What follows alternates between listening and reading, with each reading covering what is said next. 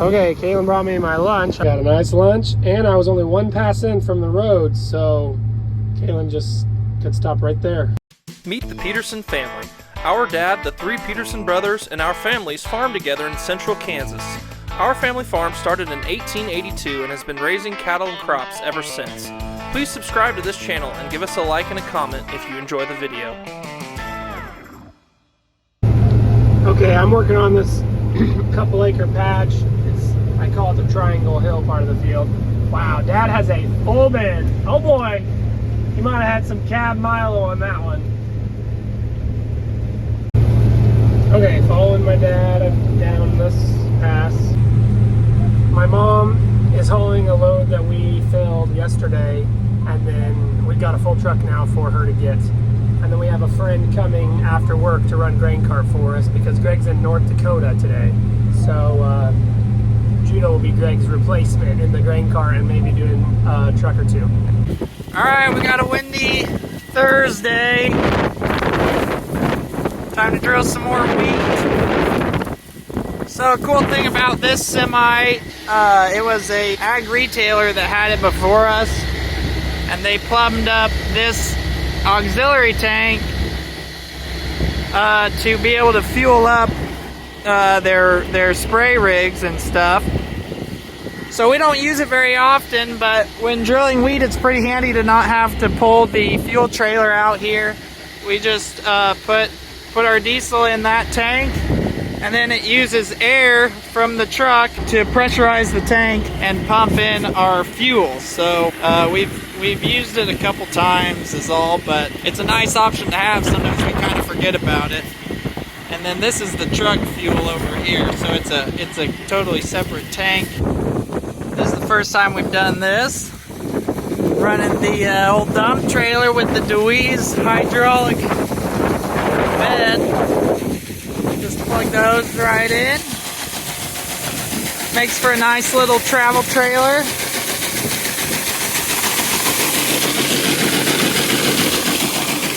If I understand right, this trailer Dad and Grandpa would haul lime in.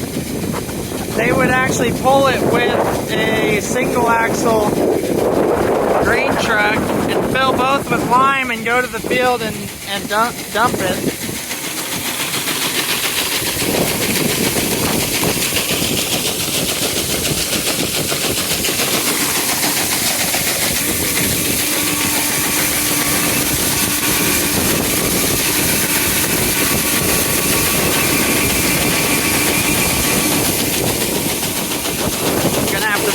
Some. Got a scoop on this one. Okay, that truck's not full yet. This truck's full. My combine's full. I'm gonna pull the grain cart over there. Not as pretty as the red stuff, but it sure is yielding good. It's just dominating out here in the middle of the field. This field's kind of a bowl, so the places along the road don't look that great. They're on that hill. And then down here by the water, by the draw, it's yielding really good. Okay, from here to the road, and then over to those telephone poles and those trees, that's all we have left for full season harvest. And there's a couple double crop fields. Okay, dumping.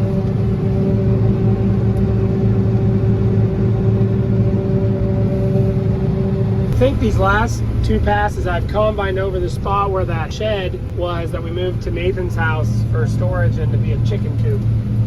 It was right in this area.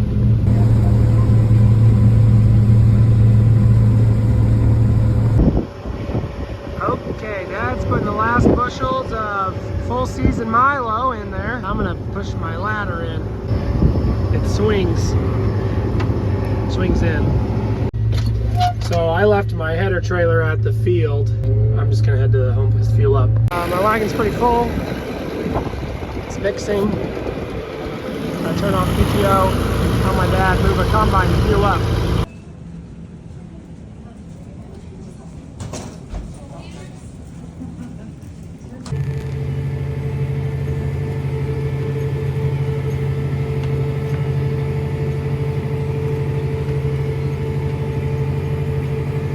Hi, dear.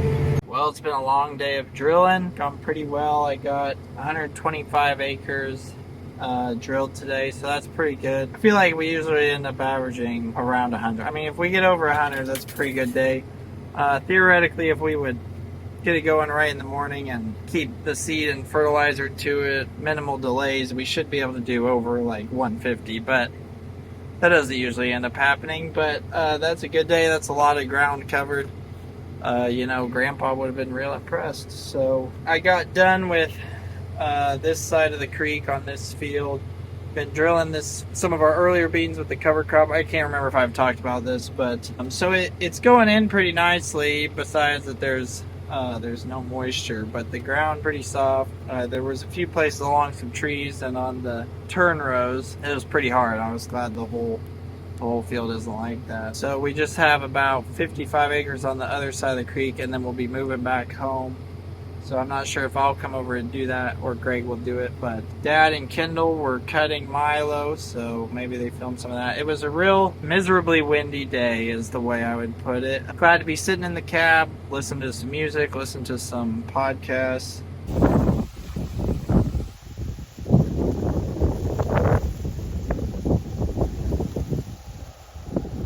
All right, Friday morning, and we have moved over to our first field of double crop Milo. We finished the full season Milo last night. I was gone yesterday. I was in North Dakota on a speaking trip, but they finished the full season Milo last night. So we've got 2 fields of double crop Milo left for fall harvest, and then we've got a field of double crop soybeans.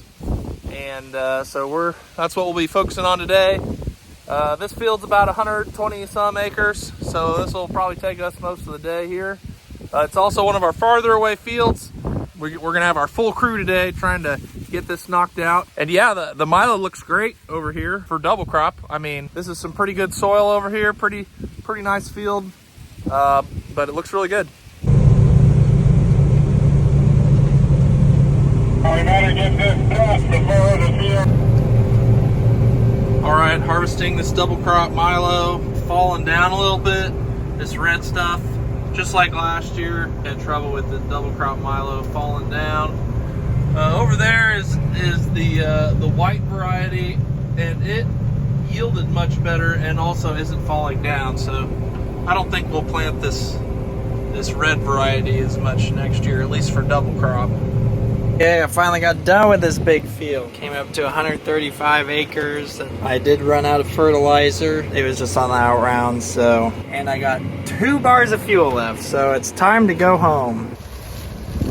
Well, some of these are piddly looking heads. But there's grain out here for double crop Milo. There's some spots over 100 and some spots down at like 30. And a few spots that are falling down on the red Milo.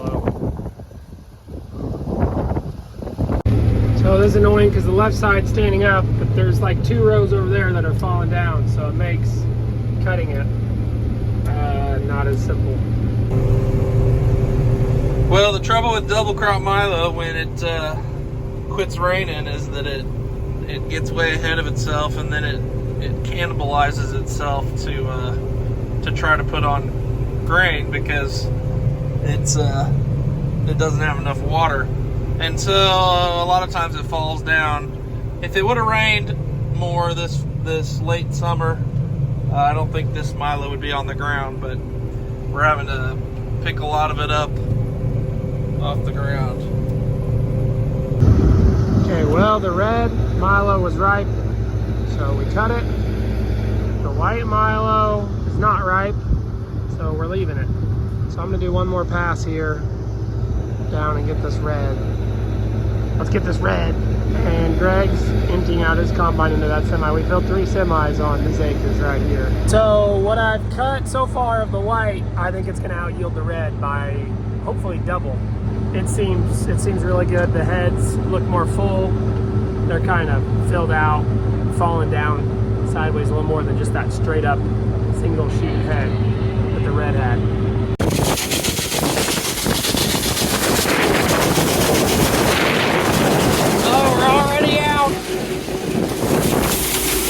Legendary super sweet feed. Nothing like drilling the home place quarter. It's a Great view up here. You can see the tops of some windmills over there that are way over by Marion. See almost to Gypsum, and we've been here since I think the 1880s. What do you think about that, Henley? Did you know your great-great-great-grandpa started farming on this ground? Isn't that cool? Okay, this calf not doing very good. It was down there. I've got electrolytes for it and a antibiotic right there. So, see what I can do.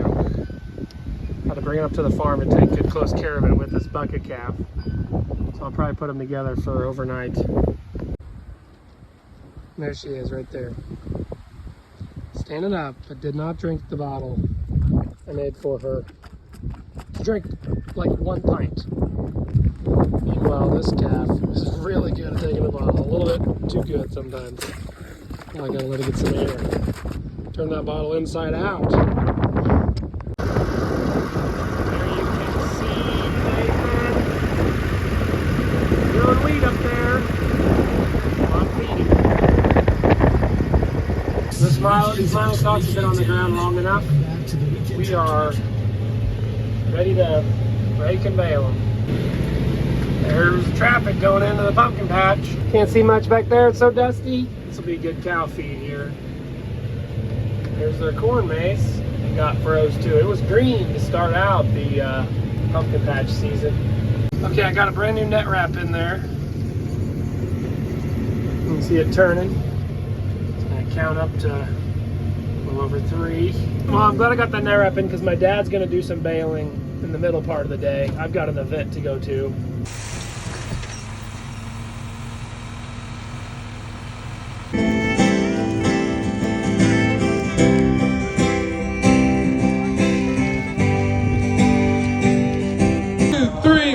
Tractor! 1, 2, 3, 4, tractor! 1, 2, 3, 4, tractor! 1, 2, 3, 4, tractor! Well, today is probably one of the busiest days of the fall for our local pumpkin patch here, Sunnyside. And I'm baling right next to them, so I've got a large audience watching me bale. I'm not sure any of them care, but I'm gonna pretend they do. Nathan and Kendall and I just got back from a speaking event in Woodbine, Kansas. Made it back, and I think Nathan's drilling wheat. I'm gonna finish baling. It's Saturday night, just kind of finishing up some things. Gonna watch the K-State game tonight, of course. Hopefully it rains on, it's either Sunday night or Monday morning, I think. That would get all the wheat up that we've planted. And then we got 2 more double crop Milo fields and 1 more double crop soybean field to harvest. Neither of them are very close to ready, so it's going to be a while before we actually finish harvest. The big chunk of it is definitely behind us, and we wanted to get these Milo stubble bales up before the chance of rain as well. Here's the mom. There's the calf. She's looking a little bit more perky, but definitely they need to be back together because she didn't really want to drink bottles. I had to tube her. They went right to nursing, so that calf would much rather drink from its mom than drink from a bottle, which I hope she stays on the mom all the way for 6 months or 8 months or however long until we wean them.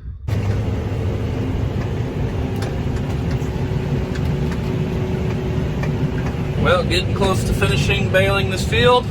Been listening to the K-State pregame on the radio. K-State game starts in like 30 minutes, so I gotta hurry to the finish so I can get home and watch the game. Although I do have it recorded, so I'll just be behind for a little bit if I'm late. But nice night.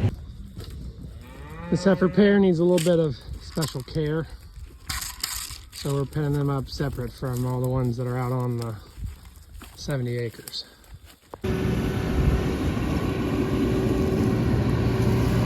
Baling Milo stalks is a dusty job.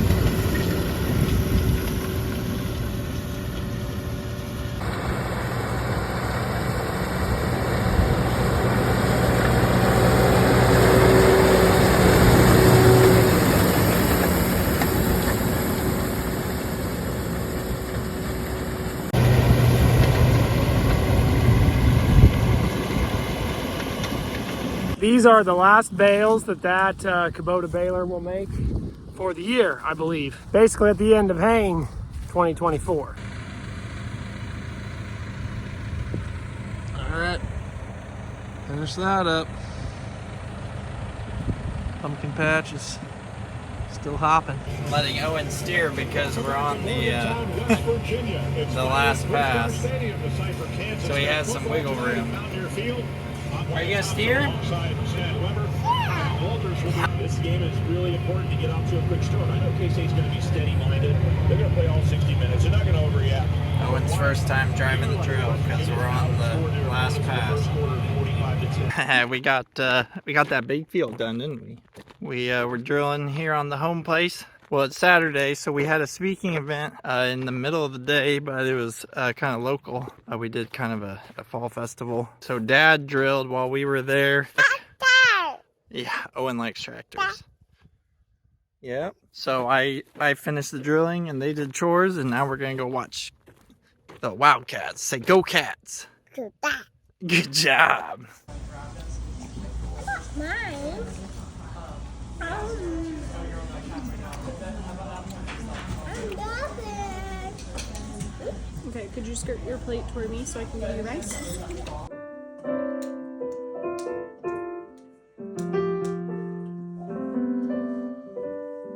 Okay, we had an open pin and there's a rainstorm coming, I think. So we sorted, scraped the pins, and then moved the pin. And now we're gonna scrape the other pin that we're gonna empty. And it's nice to have that manure piled for a rain. As you can see, the cattle are very fascinated with the tractor. So it's much easier to scrape pins when they're not in it. So we'll run these cattle out to scrape this pin. It's Monday morning and there's a 80% chance of rain here at 2 p.m. So Dad's trying to get all the pins scraped, all the loose manure piled up so it doesn't get all messy. We got the combines in the shed. We still got a couple fields left to harvest, but they're not ready yet and we want to keep the combines dry. So kind of just tying up loose ends this morning and hoping that it actually rains. We are on our last field of wheat drill. We will be doing more drilling. Probably gonna be doing a little drilling for our uncle. But we have a chance of rain here in a couple hours. When I was drilling these beans on this field, we had a chance of rain in a couple hours. I think it did rain that time, so hopefully it'll rain this time. You can see it's kind of dark over here. It's a little more dark farther north. I'm gonna try to quit looking at the radar because I just don't want to see the radar. So it was looking pretty promising, and then I looked at it again and it didn't look as promising.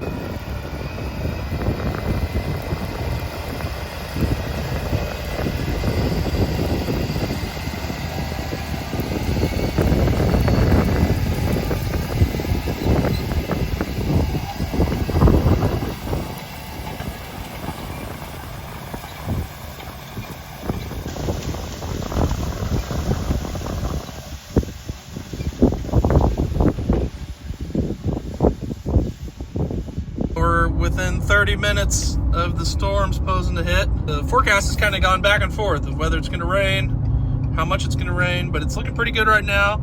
There's some lightning strikes. We really need this rain for the wheat.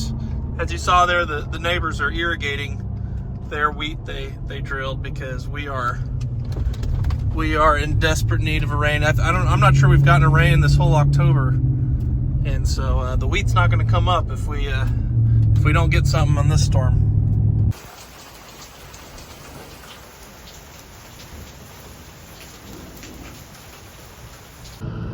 Some nice off the ranch calves coming in, all black. They weigh over 600.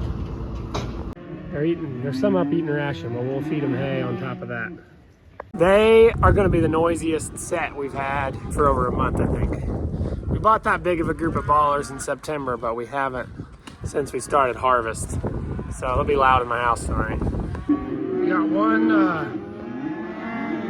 colored looking heifer on this big bunch. The rest are pretty much all solid black. But that one definitely has some different genetics in there. They are walking the pen, but they, for the most part, filled up and ate.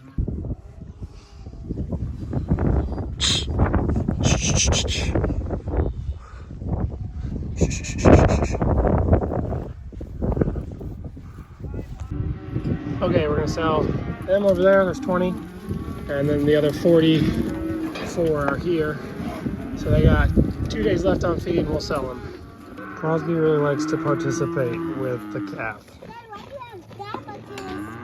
That one's for water.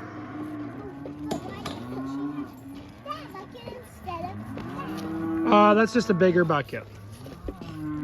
There's some cat feed. So all these cattle are lined up eating. That one's a little thin, and that one. I'm trying to get them off here without disturbing other cattle. I slowly walk him to the back of the pen. Around this corner, down where he can see that escape, see away from me. And then hopefully he hits that hole. This one was nice and calm for me. Not feeling very good though.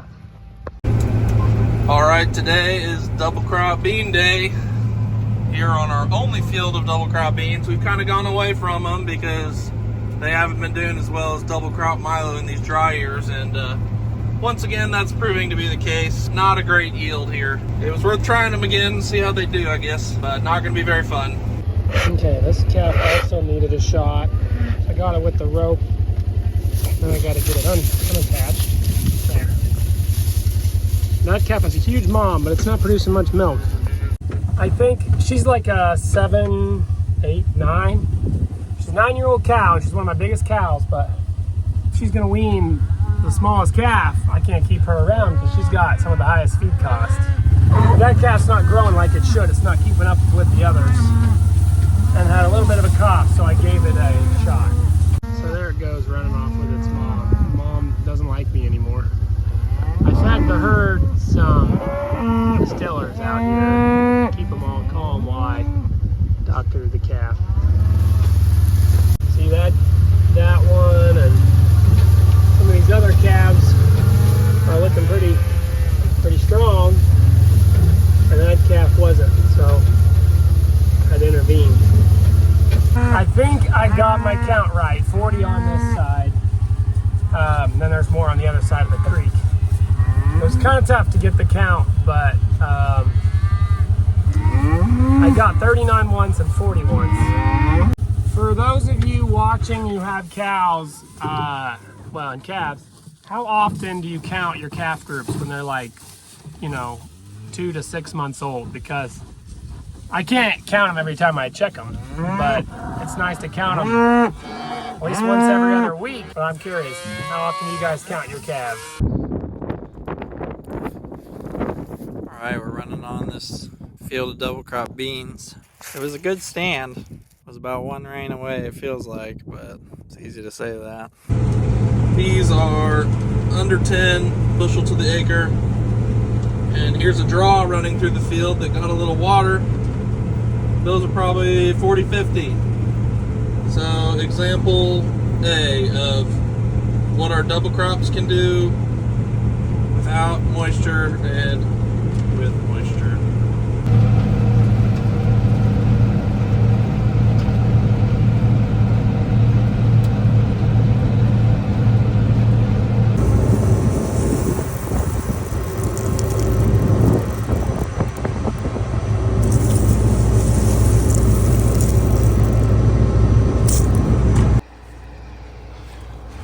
Alright, we polished off this field in a hurry. Only made 1 truckload. Very sad beans, so didn't film a lot of it. Thankfully, this was our only field of double crop beans. We went with more double crop Milo this year. Double crop Milo is doing much better than this. We're going to this next field we're going to of double crop Milo. Should be our best field, so we'll see how it does. Dad's gonna head over here. I've still gotta unhook my header. I was helping him with his. All right, there's the remains of the field. We took the combines to the next field, which was a double crop Milo field, and then Dad brought me back here to get the semi to take it in the morning. Just a 2-man operation today because there wasn't very many bushels. Steele holds his utensil for good measure, but eats with his hand.